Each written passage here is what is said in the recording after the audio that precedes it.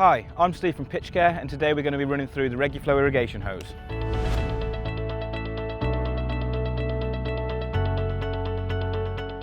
We're going to take a larger one of the 3 Jubilee clips that come in the pack.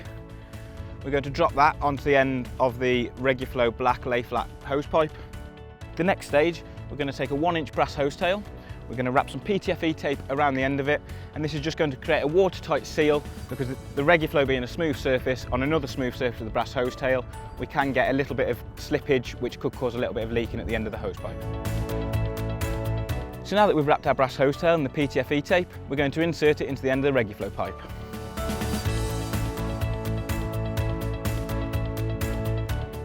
And tighten the Jubilee clip onto the end. Our next step is going to repeat the exact same steps for the other end of the Reguflow. Just going to run the Reguflow the length of our wicket. This one will be a little bit more. Our next step is to drop the blanking cap onto the end of the hose tail and twist. And this end we're done. Final step is to connect our hose pipe onto the geeker fitting again, like so. So there we go, Reguflow's all set up and we're getting the wicket watered.